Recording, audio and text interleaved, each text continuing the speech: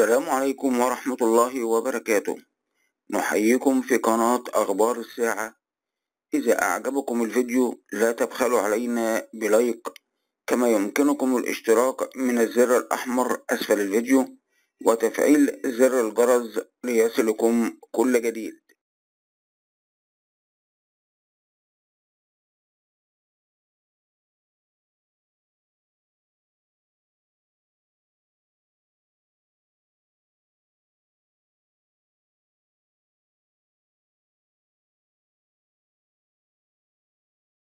وهذا هو الخبر وإليكم التفاصيل.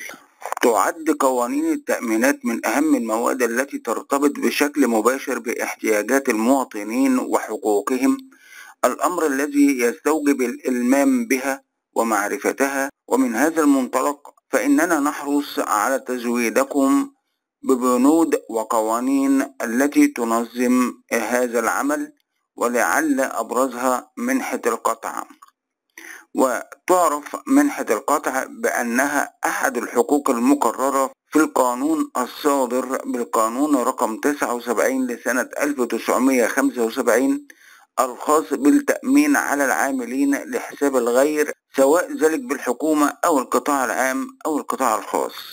وتستحق منحة القطع في حالة قطع معاش الابن أو الأخ الذي كان مستحقا في المعاش ثم زالت عنه حالة الاستحقاق، إما لبلوغه سن 21 سنة أو لانتهاء دراسته إذا كان ذلك بعد سن 21 سنة، أو لبلوغه سن 26 سنة قبل انتهاء الدراسة، أو لحصوله على مؤهل عال أو متوسط والتحاقه بمهنة أو عمل، أو لبلوغه سن 26 سنة للحاصل على مؤهل عالي، أو 24 سنة للحاصل على مؤهل متوسط قبل التحاقه بالمهنة أو العمل.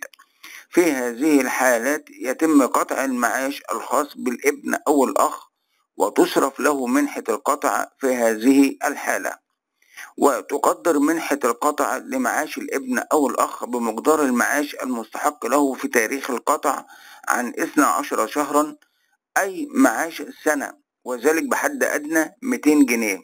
ولا تستحق منحة قطع معاش الابن أو الأخ إلا لمرة واحدة. دمتم على خير، والسلام عليكم ورحمة الله وبركاته.